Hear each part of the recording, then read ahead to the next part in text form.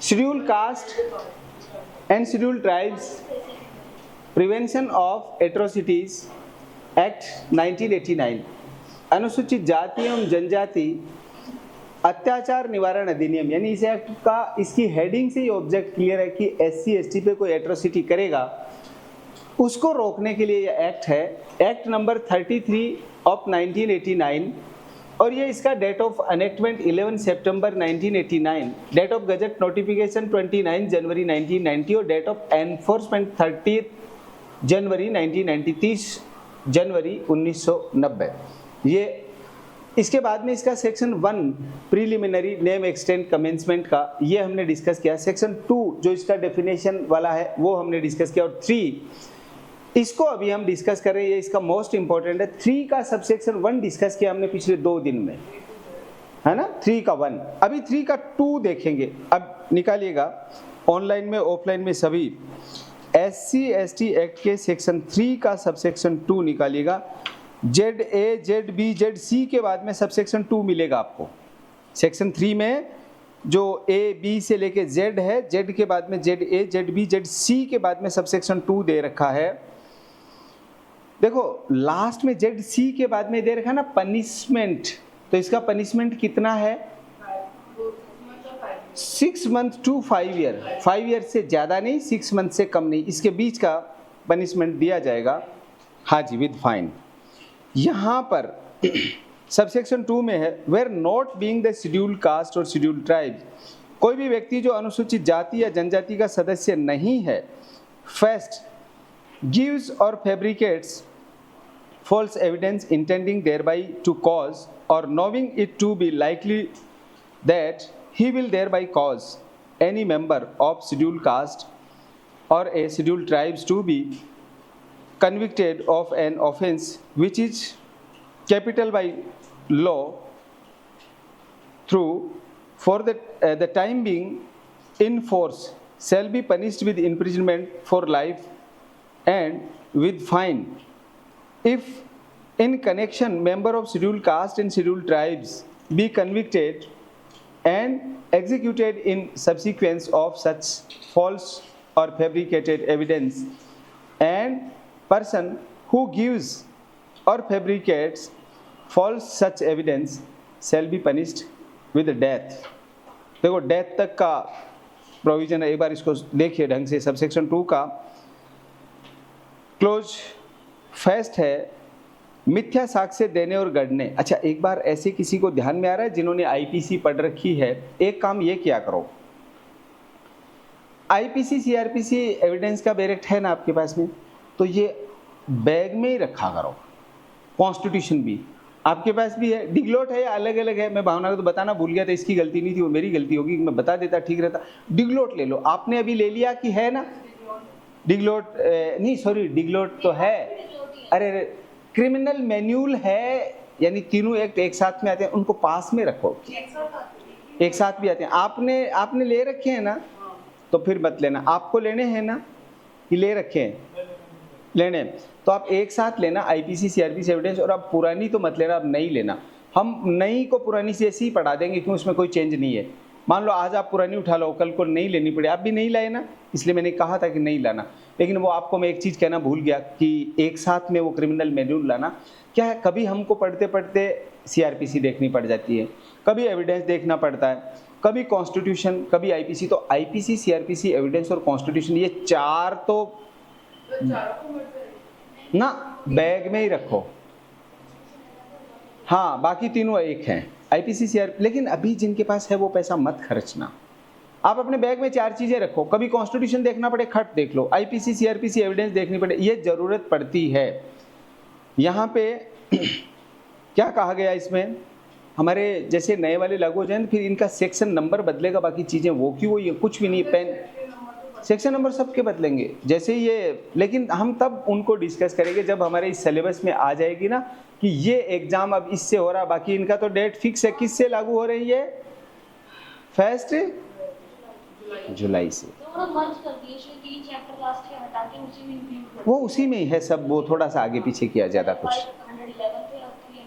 हाँ तो देखिए इधर जैसे यहाँ दे दिया, अब जैसे मैं आपको बताना चाह रहा, अभी अपने पास में आईपीसी होती तो मैं आपको कहता देखो गिविंग और फैब्रिकेटिंग फॉल्स एविडेंस कहाँ है।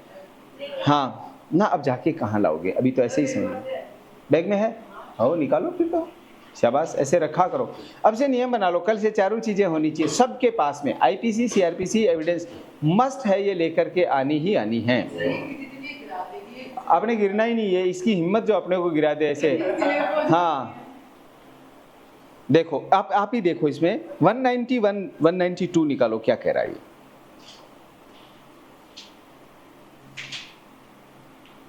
अब क्या अपन ऑनलाइन में देखें या मोबाइल पे देखें ना, कितना सारा स्क्रॉल करोगे इसको, इतने में मैं फिर कोई दूसरा सेक्शन बोल दूंगा, फिर उसको ऐसे पलटो। यस आ गया ना फॉल्स एविडेंस। 192 क्या है, गिविंग फॉल्स एविडेंस। तो आप इसमें पेंसिल से लिखो फर्स्ट के साथ में, सबसेक्शन 2 के फर्स्ट के साथ में लिखिए आईपीसी 191 192। आप भी लिख लो भैया, आप अपनी नोटबुक में लिख लो, नोटबुक खोल के रखो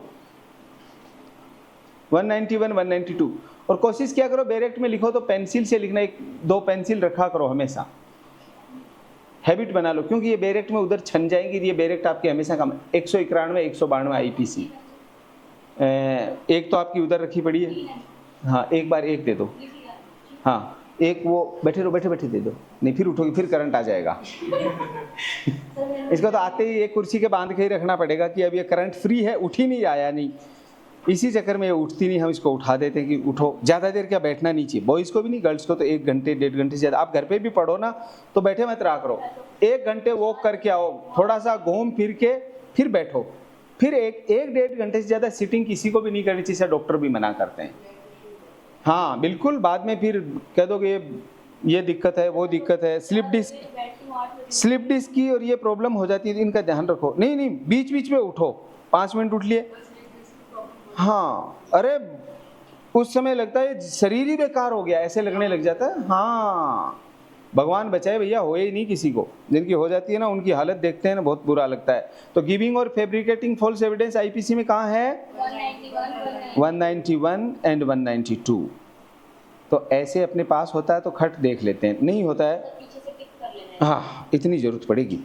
तो ये देखिए क्या है, मिथ्या साक्ष्य देगा या गढ़ेगा, और उस देखो मिथ्या साक्ष्य दिया या गढ़ा, उससे अगले को जिस हिसाब से सजा मिलेगी, मिथ्या साक्ष्य देने और गढ़ने वाले को भी उसी हिसाब से पनिश किया जाएगा। जैसे मान लो किसी व्यक्ति ने ऐसा फॉल्स एविडेंस दिया जिसकी वजह से किसी को डेथ सेंटेंस मिल गया, तो मिथ्या साक्ष्य देने वाले को भी क्या दिया जाएगा, डेथ सेंटेंस। उसकी वजह से वो आदमी मर गया क्योंकि झूठ बोला, वो झूठा साक्ष्य दिया। तो देखिए इसको क्योंकि ये हम पढ़ रहे हैं SC ST के रिगार्डिंग, उन मामलों में कोई झूठ बोल रहा है, कौन बोल रहा है। देखो एक चीज ध्यान रखना, जहाँ 3 SC ST लगती है तो वहां पे कोई 1 या 2 लोग जनरल के हैं, उनको पूछा जाता है क्या इन्होंने गाली दी, आपने सुना कि हाँ जी गाली दी, या कोई और एविडेंस, जैसे मान लो मैंने अभी आपको थोड़ी देर पहले दिया, वो उसने मोबाइल में रिकॉर्ड कर ली, उसने कुछ गाली दी, तो उसका तो सामने ही है, एक प्रूफ हो गया। तो प्रूफ दिए बिना तो कोर्ट मानेगा नहीं, ऐसे तो हर कोई हर कुछ ही बोल देगा जाके। और वो भी उसमें examination in chief, cross examination और री एग्जामिनेशन में उसका सत्य का पता लग जाता है कि सच बोल रहा है कि झूठ बोल रहा है, ये मालूम चल जाता है। देखिए सेक्शन SC ST एक्ट का सेक्शन 3 का सबसेक्शन 2 कहता है कोई भी व्यक्ति जो अनुसूचित जाति या अनुसूचित जनजाति का सदस्य नहीं है, वो क्या कर रहा है, फर्स्ट मिथ्या साक्ष्य देगा या गढ़ेगा जिससे उसका आशय अनुसूचित जाति या अनुसूचित जनजाति के किसी ऐसे सदस्य को किसी अपराध के लिए जो तथ्य में प्रवृत्त विधि के द्वारा मृत्यु दंड से दंडनीय है दोष सिद्धि कराना है, वह ये जानता है कि इससे दोष सिद्धि होना संभव है, वह आजीवन कारावास से, यानी ऐसे किसी व्यक्ति को डेथ तक की सजा से करा देगा तो LI और जुर्माने से दंडित होगा। और यदि अनुसूचित जाति और अनुसूचित जनजाति के किसी निर्दोष सदस्य को मिथ्या साक्ष्य देने और गढ़ने के फलस्वरूप दोष सिद्ध किया जाता है और फांसी दी जाती है, तो वह व्यक्ति जो मिथ्या साक्ष्य देता है या गढ़ता है उसको भी क्या दिया जाएगा, मृत्यु दंड दिया जाएगा। और अपने देश में मृत्यु दंड देने का प्रावधान सिर्फ फांसी देना है। अब है नहीं हमारे पास CRPC, वरना अपन देखते उधर 354 में 350 कल से लेके आओ प्लीज, है ना, ऐसे बताते हैं ना। एक बार साइकोलॉजी ऐसा कहती है, ह्यूमन साइकोलॉजी, सुनी हुई चीज, देखी हुई चीज दोनों मिलती हैं तो चीज़ याद होने में ज़्यादा सहायता। इसलिए कई बार कुछ बच्चे जैसे बोल के पढ़ते हैं ना, तो घर वाले आसपास को टोकते नहीं, बोल के नहीं पढ़ना चाहिए। मैं कह रहा हूँ अगर किसी की हैबिट है तो बनाए रखो, चेंज मत करो। हाँ, तो ये तीनों चीज़ें हैं, सुनकर, देखकर, लिखकर, तो तीनों चीज़ें आजमाओ, उसमें हमारी साइकोलॉजी काम कर। जैसे हमने सुना तो हमारी एक ही अंग ने काम किया, कान, दूसरा हमने देख भी लिया, आँख, तीसरा हमने लिख भी लिया, हाथ। तो तीन चीज़ें, तो तीन सेंसेस काम कर रहे हैं यहाँ पे, ये ध्यान रखो आप। इसलिए अपने को पास में रखना। तो आईपीसी सीआरपीसी में लिखा हुआ है how to execute death sentence, till death hang, उसको लटका के रखेंगे, गोली नहीं मारेंगे, कोई इंजेक्शन नहीं देंगे, ऐसा अपने देश में नहीं है। तो क्या मृत्युदंड का क्या प्रावधान है, टिल डेथ हैंग। तो कल से अपने आईपीसी सीआरपीसी एविडेंस अपने बैग में ही रखो। तो किसी, हाँ कॉन्स्टिट्यूशन भी, किसी इनोसेंट पर्सन को उसकी वजह से डेथ मिली है और तो उसको भी डेथ दी जाएगी, और इनोसेंट नहीं है और उसको डेथ मिल गई तो उसको एलआई दिया जाएगा। ये इसमें सबसेक्शन 2 के फर्स्ट में ये कहा गया। सेकंड देखिएगा, चलो अच्छा इधर डबल हो गया, मैंने इधर लिख रखा ये 192 191, ये अपने लिख के, जबकि मेरे को आता है फिर भी मैं लिख के रखता हूँ, क्योंकि बार बार देखेंगे, कई बार आते आते ही भूल जाते हैं, इसलिए लिखो बार बार। 2 बार लिख लिया कोई घाटा नहीं है, 10 बार लिखें आप। ये जो आईएएस में बच्चे सेलेक्ट होते हैं ना, इनका इंटरव्यू पढ़ना, अभी हुए कुछ ही दिन पहले रिजल्ट आया आईएएस का, उनको पूछना एक ऐसे कितनी बार लिखते हैं, वो कहते हैं सेम ऐसे मोर देन 20 टाइम लिखते हैं। 20 टाइम, अपन तो कह रहे हम तो एक बार ही नहीं लिखे। ऐसे क्या होता है, एग्जाम हॉल में ही लिखेंगे तो फिर हम ऐसे ही नंबर आएंगे हमारे। वो इतनी प्रैक्टिस करते हैं, इतनी प्रैक्टिस, हमें भी अच्छे नंबर मार्क्स गेन करने के लिए हमें भी उतनी प्रैक्टिस चाहिए।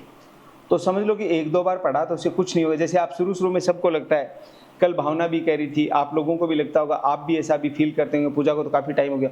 शुरू में आते हैं तो समझने में समय लगता है भाई, हमारी अंडरस्टैंडिंग बनने में भी तो एक टाइम लगता है ना, कैसे पढ़ा रहे हैं, क्या पढ़ा रहे हैं। अब ये चीज़ें हमने कभी आज से पहले हमारे किसी सिलेबस में था ही नहीं। SC/ST एक्ट पहली बार पढ़ रहे हैं, सेक्सुअल हैरेसमेंट था ही नहीं, पहली बार पढ़ रहे हैं, और कुछ चीज़ें थी उनको भी हमने उतना डेप्थ में पढ़ा ही नहीं। इसलिए एक चीज़ निश्चिंत रखो, आपने भले ही सब कुछ पढ़ रखा, भले ही कुछ नहीं पढ़ रखा, सब बराबर है।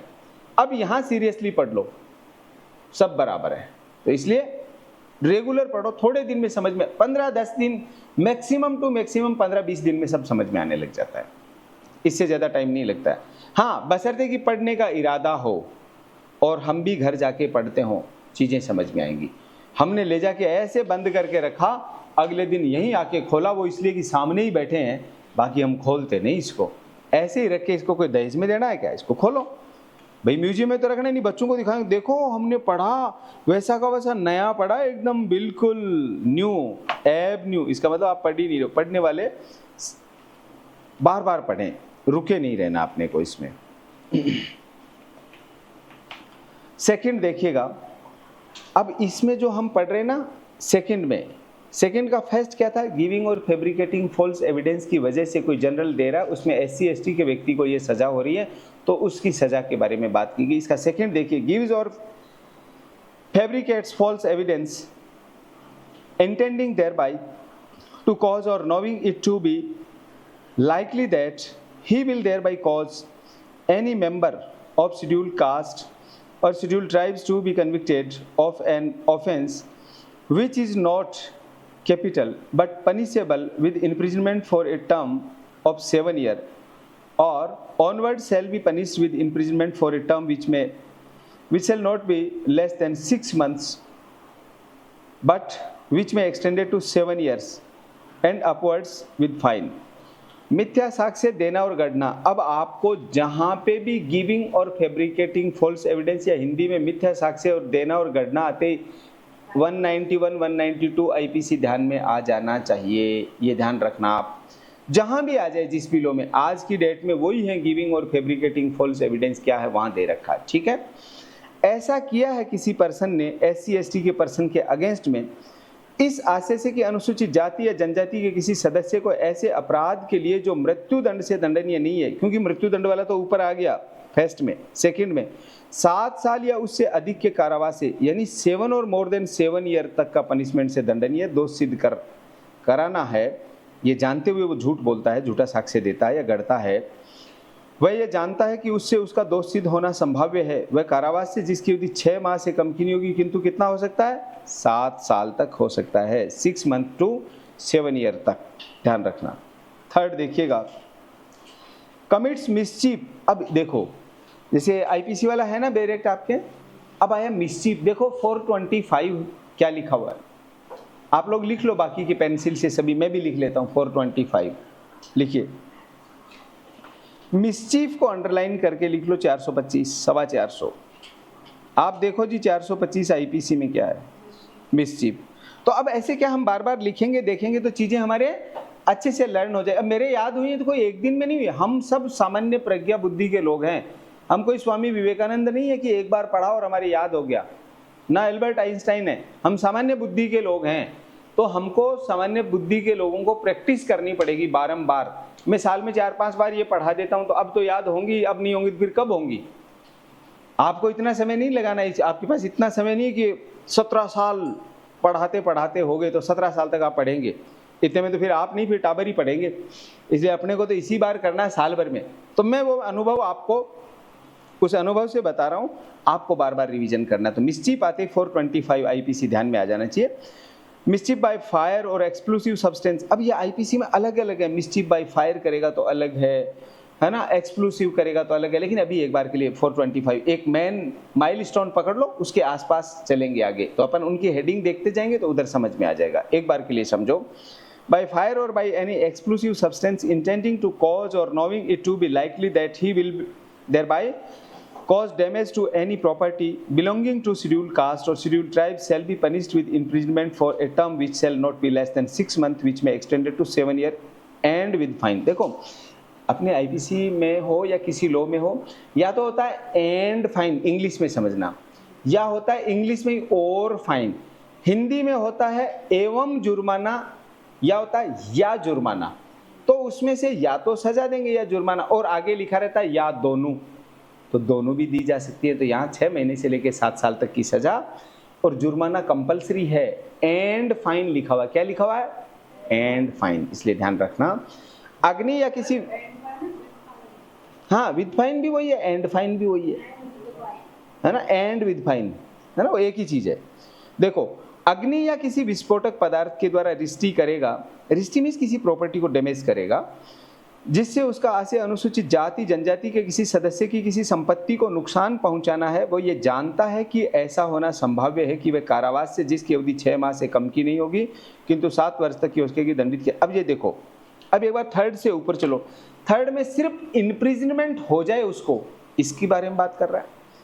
सेकंड में ये कर रहा है कि उसको 7 से ऊपर की सजा हो जाए, फर्स्ट में है उसको डेथ तक की सजा हो जाए, ये दे रखा किसमें, सेक्शन 3 SC/ST एक्ट के सबसेक्शन 2 का फर्स्ट कह रहा डेथ तक की सजा हो जाए गिविंग और फैब्रिकेटिंग फॉल्स एविडेंस की वजह से। सेकंड कहता उसको 7 साल से ऊपर की सजा हो जाए, थर्ड कहता उसको इम्प्रिजनमेंट की सजा हो जाए। ये तीनों आगे समझ में। अब इनको एक बार और जाके पढ़ लेना, बताओ किसी को समझ में आया कि नहीं आया।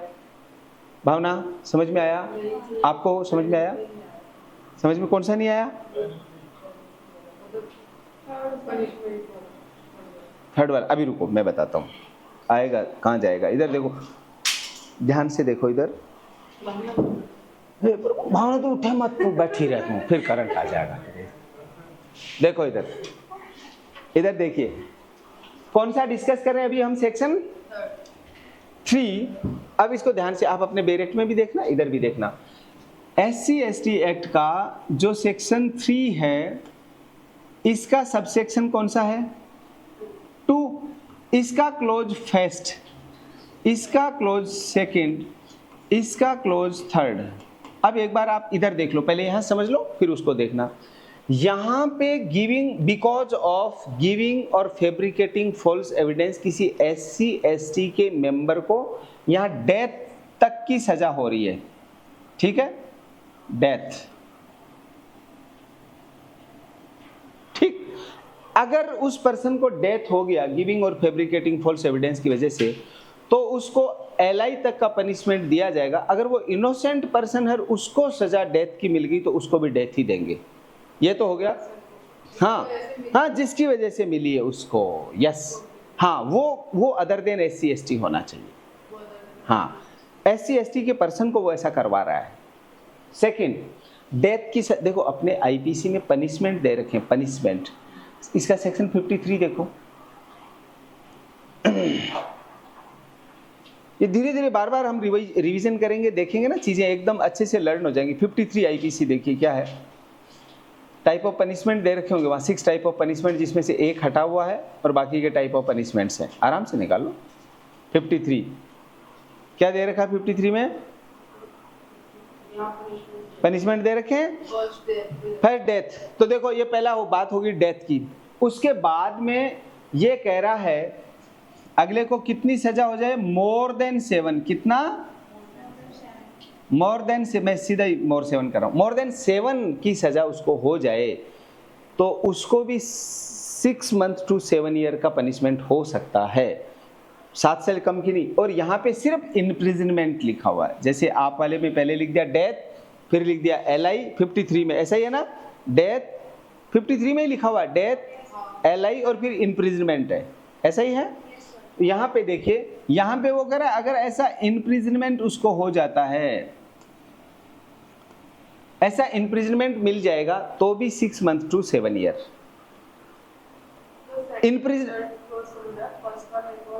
हाँ, सारा कर देता हूँ, रुको। अब देखो ये जो सजा है ना, डेथ सबसे बड़ी सजा, उसके बाद में फिर 7 टू अब 7 साल से ऊपर की सजा है। उसके बाद में यहाँ इम्प्रिजनमेंट हो सकता है 1 दिन का हो, 1 महीने का हो, 1 साल का हो। यानी इनको ऐसे समझो, वहाँ ना इधर देखो, इनको ऐसे समझो, ये 7 से ज़्यादा की, यानी यहाँ 1 दिन से लेके 7 साल तक की कितनी भी सज़ा उसको हो जाए तो थर्ड वाले के अनुसार देंगे। 7 साल से ऊपर की सज़ा हो जाए बिकॉज ऑफ गिविंग और फैब्रिकेटिंग फॉल्स एविडेंस, तो ये वाली सज़ा देंगे। और उसको डेथ हो गई तो डेथ में 2 कंडीशन डाल रखी है, अगर डेथ मिल गया तो LI देंगे, और इनोसेंट पर्सन को डेथ मिल गया तो डेथ के बदले डेथ देंगे उसको।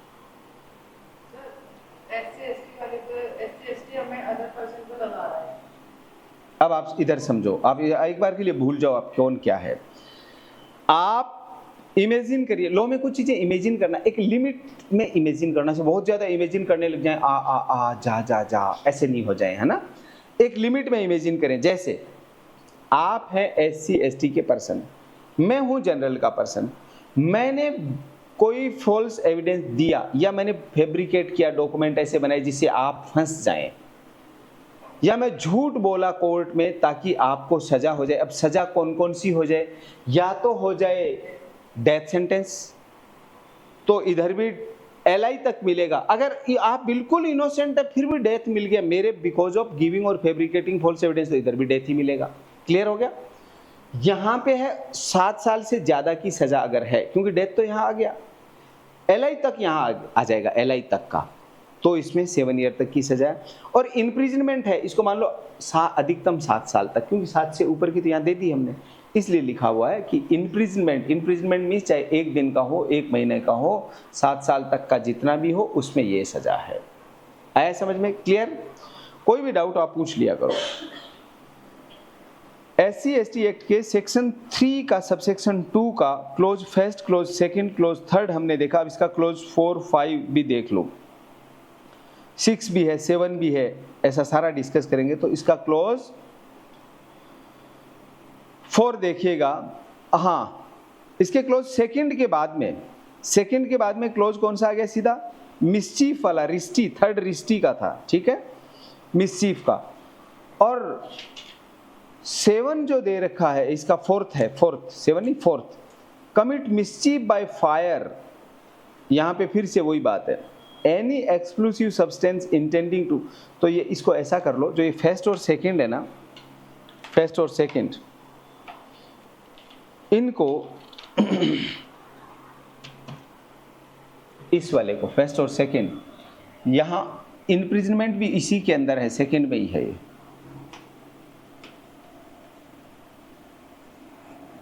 ये सारा इसी में है। डेथ भी फर्स्ट में, सेकंड में ये दोनों है, इम्प्रिजनमेंट और ये मोर देन 7 ईयर। थर्ड में मिसचीफ, थर्ड में ही है ना, और फोर्थ में भी मिसचीफ है। हाँ, इनको समझो। जो मिसचीफ हो जाए उसको, बिकॉज ऑफ फायर, आग लगा दे उसकी प्रॉपर्टी में, कोई विस्फोट कर दे किसी भी चीज से जानते बूझते, ताकि उसकी प्रॉपर्टी डैमेज हो जाए, किसकी? SC ST पर्सन की। ऐसा कौन कर रहा है? जनरल का कोई व्यक्ति कर रहा है। यस, इसकी पनिशमेंट में एक काम ठीक है, एक जैसा ही पनिशमेंट दे रखा है, 6 to 7, 6 to 7, 6 to 7, तो ठीक है। देखिएगा फोर्थ से अभी हमने थर्ड डिस्कस किया, फोर्थ देखिएगा। कमिट्स मिसचीफ बाय फायर और any explosive substance intending to cause or knowing it to be likely that he will be thereby cause destruction of any building being a ordinarily used a place of worship or as a place of human dwelling or as place for custody of property by member of scheduled caste or scheduled tribe shall be punished with imprisonment for life or with fine and with fine। अग्नि या विस्फोटक पदार्थ के द्वारा रिष्टि करेगा जिससे उसका आशय अनुसूचित जाति और अनुसूचित जनजाति के किसी सदस्य के द्वारा साधारणतः पूजा के स्थान के रूप में या मानव आवास के स्थान के रूप में या संपत्ति की अभिरक्षा के, जैसे गोडाउन वगैरह बना के रखते हैं ना पशुओं के चारा वारा या पशु बांधने का, ऐसा कोई भी चीज़ आ सकती है इसमें, किसी स्थान के रूप में उपयोग में किया जा रहा है, उसको नष्ट करेगा। वह जानता है कि ऐसा होना संभाव्य है कि नष्ट हो जाएगी ये चीज़ें, तो उसको LI तक के पनिशमेंट का प्रोविजन है। एक चीज़ ध्यान रखना, IPC में 2 चैप्टर हैं भावना, IPC में 2 चैप्टर हैं। एक है चैप्टर 16 जो ऑफेंस अगेंस्ट ह्यूमन बॉडी है, और एक है 17th चैप्टर जो ऑफेंस अगेंस्ट प्रॉपर्टी है। देखो एक बार इंडेक्स में देख लो, 17 चैप्टर ऑफेंस अगेंस्ट प्रॉपर्टी सबसे लेंथीएस्ट चैप्टर है IPC का, ऐसा ही है ना? देखिए एक बार चैप्टर 16 इंडेक्स में ही देख लो आप, तो बस सिर्फ नाम देखना है, पहले 16 देख लो फिर 17 देख लो। मिला 16, ऑफेंस अगेंस्ट ह्यूमन बॉडी, ये सेकंड लार्जेस्ट चैप्टर है। तो अपराध होंगे या तो मानव के शरीर के विरुद्ध होंगे या मानव की संपत्ति के साथ होंगे। 17 दे रखा ऑफेंस अगेंस्ट प्रॉपर्टी। अब देखो इसमें एक चीज और देखो, जो दे रखा ना यहाँ पे ऑफेंस अगेंस्ट ह्यूमन बॉडी, तो ह्यूमन बॉडी वाले ऑफेंस कहाँ से चालू हो रहे हैं? इसमें 299 ऐसे ही चालू हो रहे हैं क्या? 299 से लेके 377 इतना है क्या? ये चैप्टर 16 हो गया। 16 ऑफेंस अगेंस्ट ह्यूमन बॉडी, इसमें सारा आ जाएगा, मर्डर, रेप, सब चीजें, जितना मानव शरीर के साथ अपराध हो सकता है, मारना पीटना, सब आ जाएगा। और जो ये हो गया 16th चैप्टर।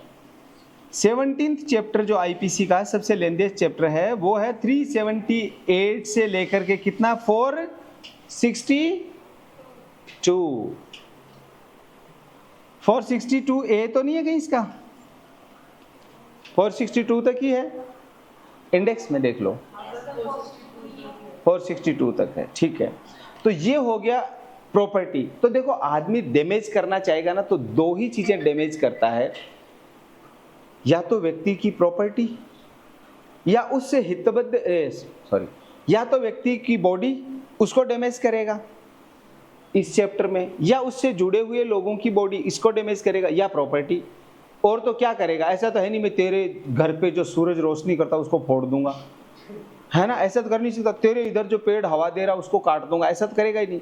तो किसको डैमेज करेगा? क्राइम में हमेशा या तो ह्यूमन बॉडी या ह्यूमन प्रॉपर्टी, इनको डैमेज करेगा। तो जैसे अपन ऊपर पढ़ रहे थे ना इसका, ये वाला फर्स्ट सेकंड, ये ह्यूमन सीधा उसकी बॉडी, यानी उसको डेथ मिल रहा है तो उसकी बॉडी डिस्ट्रॉय हो रही है यहाँ पे, इनके बारे में यही हमने डिस्कस किया यहाँ पे। और किसी को LI मिल रहा है, किसी को मोर देन 7 ईयर का इम्प्रिजनमेंट मिल रहा है, यानी LI तक का, या किसी को मिसचीफ किया। अब मिसचीफ आती प्रॉपर्टी आ गई, वो जो बॉडी चल रही थी फर्स्ट सेकंड में, वो थर्ड और फोर्थ में क्या हो गया? प्रॉपर्टी आ गया। प्रॉपर्टी भी प्रॉपर्टी को डैमेज कर रहा है। तो यहाँ देखो, जैसे चाहे ह्यूमन बॉडी को डैमेज कर रहा हो या प्रॉपर्टी को, इन दोनों की सजा गंभीर सजा है। प्रॉपर्टी कितने मात्रा की होगी ये देखा जाता है, कितनी भी हो सकती है, इसलिए इसमें ये प्रोविजन किया गया। देखिएगा सेक्शन SC/ST एक्ट सेक्शन 3 का सबसेक्शन 2 का क्लोज 4 में क्या है, हिंदी में देख लो इसको, इंग्लिश में हमने डिस्कस किया। अग्नि या किसी विस्फोटक पदार्थ के द्वारा रिश्ती करेगा जिससे उसका आशय अनुसूचित जाति या अनुसूचित जनजाति के किसी सदस्य के द्वारा साधारणतः पूजा के स्थान के रूप में या मानव आवास के रूप में या संपत्ति की अभिरक्षा के लिए किसी स्थान के रूप में उपयोग किया जाता है, नष्ट करेगा, ये वो जानते हुए ऐसा करेगा तो उसको LI एंड फाइन है। कितनी सजा है? LI एंड फाइन है। देखो प्रॉपर्टी का ऑफेंस भी बड़ा ऑफेंस है, इसलिए LI एंड फाइन। ऊपर वाले में वो जो कर रहा है ना, ये सबसेक्शन 3, इसमें कोई विस्फोटक पदार्थ से उनको नुकसान पहुंचा रहा है, इसलिए 7 ईयर तक का था। यहाँ पे उसके घर को ही उड़ा रहा है, वहां तो इन चीजों को थोड़ा प्रॉपर्टी को डैमेज कर रहा है, यहाँ पूरा डिस्ट्रॉय कर रहा है, इसलिए सजा ज्यादा है, ये ध्यान रखना। 5th वाला देखो, इसमें 5th दे रखा है, SC/ST एक्ट के सेक्शन 3 का subsection 5 commits any offence under IPC punishable with imprisonment for a term of 10 years or more against a person knowing that such person is a member of scheduled caste and scheduled tribes of such property belongs to such member shall be punished with imprisonment for life or with fine। भारतीय दंड संहिता के अधीन, अब इसमें क्या, किसी अपराध का नाम नहीं लिखा, इसमें यह कह दिया कि IPC में होने वाली सजा अगर इतने से इतने तक की हो रही है, इसके बारे में कह रहा है कि 10 साल या उससे अधिक की अवधि के कारावास से दंडनीय कोई अपराध किसी व्यक्ति या संपत्ति के विरुद्ध ये जानते हुए करेगा, ऐसा व्यक्ति अनुसूचित जाति या अनुसूचित जनजाति का सदस्य है या ऐसी संपत्ति ऐसे सदस्य की है, मीन्स SC/ST के पर्सन के अगेंस्ट कर रहा है या उसकी प्रॉपर्टी के अगेंस्ट कर रहा है, वो LI तक के पनिशमेंट से पनिश किया जाएगा। यानी उसने ऐसी कोई बात की जो IPC में 10 साल से ऊपर तक की सजा के प्रावधान है। आपने CRPC एक है, उसमें पनिशमेंट दे रखा हर सेक्शन का, किसमें कितनी सजा, इंडेक्स बना हुआ उसमें, तो जो मोर देन 10 वाले हैं वो यहाँ सारे एप्लीकेबल हो जाएंगे। SC/ST के पर्सन को ऐसे हार्म कोज कर रहा है जिसमें मोर देन 10 ईयर का उसको पनिशमेंट मिल सकता है। ऐसे कोई ऑफेंस के बारे में ये जानते हुए किसी SC/ST पर्सन के सदस्य के साथ में ऐसा कर रहा है तो उसको LI एंड फाइन है। देखो डेथ और LI 2 ऐसे पनिशमेंट है, इनके साथ हमेशा एंड फाइन होता है। जिसको मृत्युदंड मिलता है उसको भी फाइन और LI है उसको भी फाइन, ये मस्ट है, ये ध्यान रखना। एंड फाइन है ना, बाकी में कहीं कहीं और फाइन मिल जाएगा। जनरली 10 वाले में भी एंड फाइन भी मिल सकता है, कहीं और फाइन भी, बट डेथ और LI में तो एंड फाइन होगा ही होगा। SC/ST एक्ट के सेक्शन 3 का सबसेक्शन 5A है, commits any offence specified in the schedule, जो शेड्यूल में स्पेसिफाई कर रखा, अगेंस्ट ए पर्सन और property knowing that such person is a member of a scheduled caste or a scheduled tribes or such property belongs to such member shall be punished with imprisonment punishment as specified under IPC for such offense and shall also be liable to fine। तो ये कह रहे हैं कि इनमें है तो कौन सी सजा देंगे, जो उनमें सजा है वो सजा देंगे। IPC के उन धाराओं में ये कह दिया इसमें कि अनुसूचित जाति में विनिर्दिष्ट कोई अपराध किसी व्यक्ति या संपत्ति के विरुद्ध ये जानते हुए, मैंने आपको पहले ही कहा अपराध होगा या तो व्यक्ति के विरुद्ध होगा या, इसीलिए IPC में दोनों सबसे लेंथीएस्ट चैप्टर और सेकंड वाला चैप्टर, जो second largest chapter against human body और सबसे लार्जेस्ट चैप्टर अगेंस्ट प्रॉपर्टी, ज़्यादातर अपराध प्रॉपर्टी के अगेंस्ट में होते हैं और दूसरे उससे ज़्यादा अपराध होते हैं तो ह्यूमन बॉडी के साथ में होते हैं। 5A हिंदी में देखिएगा, अनुसूची में विनिर्दिष्ट, जो इसमें शेड्यूल दे रखा है, इसी SC/ST एक्ट में जो शेड्यूल दे रखा है, देखो इसमें शेड्यूल है कि नहीं है, लास्ट में कोई शेड्यूल जैसा दे रखा है क्या इसमें? हाँ, SC/ST एक्ट में शेड्यूल है क्या, एक बार देख लो। इसमें दे दिया शेड्यूल तो हमें देख भी लेना चाहिए कि शेड्यूल है कि नहीं है। है, ये देखो, ये इसमें शेड्यूल दे रखा है, देखो लास्ट में यहाँ पे, इधर देख लो टोटल सेक्शन कितने हैं इसके, ये आगे चैप्टर, ये रे 23 के बाद में क्या दे रखा है, शेड्यूल। तो ये शेड्यूल यहाँ पे दिया हुआ है, ठीक है। इसलिए इसको डिस्कस करेंगे अपन शेड्यूल को। शेड्यूल यानी क्या है इसको देखेंगे बाद में, एक बार इसको समझ लो, घर जाके देख लेना। 5A में कहा गया, हिंदी में देखिएगा, अनुसूची में विनिर्दिष्ट कोई अपराध, यानी इस शेड्यूल में जो ऑफेंस दे दिए ना, ये ऑफेंस हैं, इनमें अनुसूची में विनिर्दिष्ट कोई अपराध, क्यों शेड्यूल काफी बड़ा है ना। अब इधर आ जाओ वापिस 5A में आ जाओ। 5A सेक्शन 3 का 5A, सेक्शन 3 SC/ST एक्ट के सेक्शन 3 का 5A देखिएगा। 5A में हिंदी में देखें, अनुसूची में विनिर्दिष्ट जो SC/ST एक्ट की शेड्यूल है उसमें दे रखा है, अनुसूची में विनिर्दिष्ट कोई अपराध किसी व्यक्ति या संपत्ति के विरुद्ध ये जानते हुए करेगा कि ऐसा व्यक्ति अनुसूचित जाति या अनुसूचित जनजाति का सदस्य है, या वो संपत्ति ऐसे अनुसूचित जाति या जनजाति सदस्य की है, वह ऐसे अपराधों के लिए भारतीय दंड संहिता के अधीन विनिर्दिष्ट दंड से दंडित किया जाएगा और जुर्माने से। तो उसमें यहाँ स्पेसिफाई नहीं किया जाएगा कौन सी सजा, जो उन सेक्शंस में सजा है वो सजा उसको देंगे। यानी इन चैप्टर में से कोई ऑफेंस करेगा against human body, against property, जैसे किसी ने चोरी की, लूट की, डेकोइटी की, तो इनमें चोरी की, लूट की, डेकोइटी की या एक्सटॉर्शन किया, उद्दापन किया, तो उनकी जो सजा है वही सजा उसको दी जाएगी। क्लियर है यहाँ तक? 6 देखिएगा, SC/ST एक्ट के सेक्शन 3 का सबसेक्शन 2 का क्लोज 6 देखिएगा।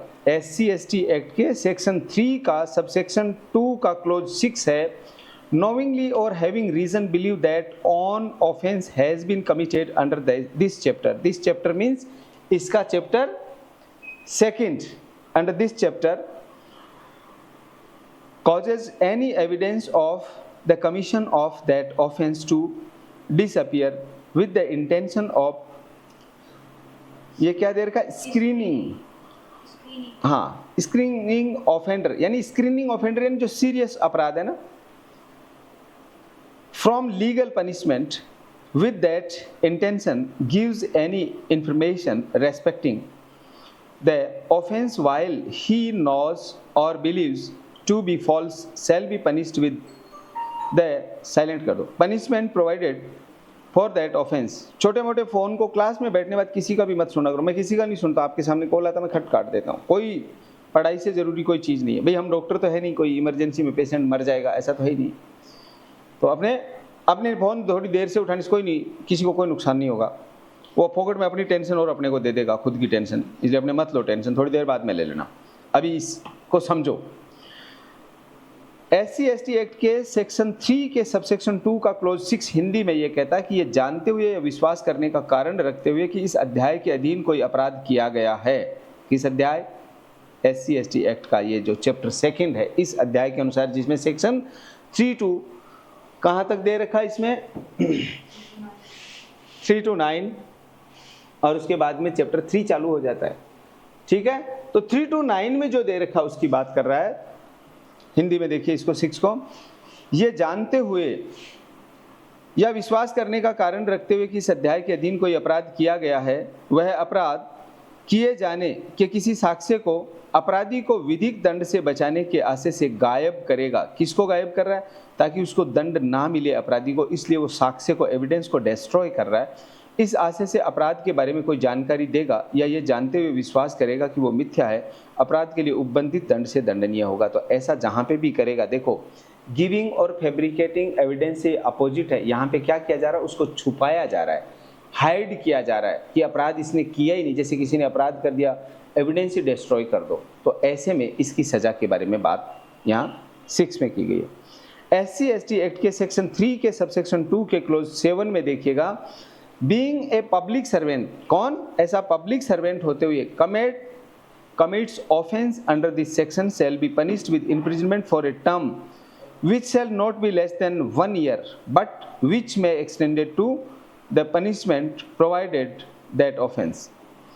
लोक सेवक होते हुए उस धारा के अधीन कोई अपराध करेगा, वह कारावास से जिसकी अवधि 1 वर्ष से कम की नहीं होगी, किंतु जो उस अपराध के लिए उपबंधित दंड तक हो सकेगा, दंडित किया जाएगा। यानी यहाँ पे क्या दे रखा? कोई पब्लिक सर्वेंट होकर के ऐसा करे। भाई पब्लिक सर्वेंट भी तो करते हैं ना कई बार, ऐसा झूठा गवाही दे दी, झूठा बयान दे दिया, जिससे SC/ST का कोई व्यक्ति फंस रहा है।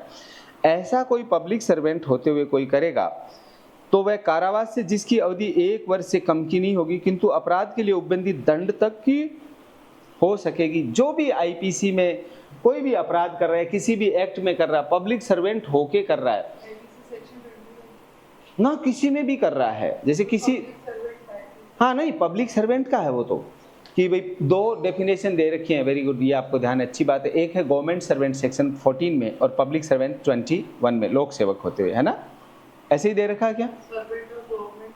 हाँ, सर्वेंट ऑफ गवर्नमेंट 14 में और 21 में पब्लिक सर्वेंट।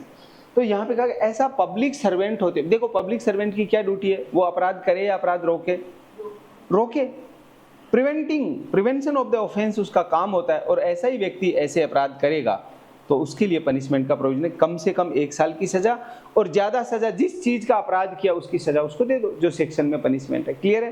तो ये हमारा हुआ, इधर देखिए, the schedule cast and schedule tribes prevention of atrocities act 1989, अनुसूचित जाति एवं अनुसूचित जनजाति अत्याचार निवारण अधिनियम 1989 का सेक्शन 1, 2 और सेक्शन 3। यहाँ तक कोई बात आप में से किसी को नहीं समझ में आई तो पूछ सकते हैं। सेक्शन 4 और इससे आगे का डिस्कशन कल करेंगे, पधार सकते हैं। नमस्कार, रुकवा दो।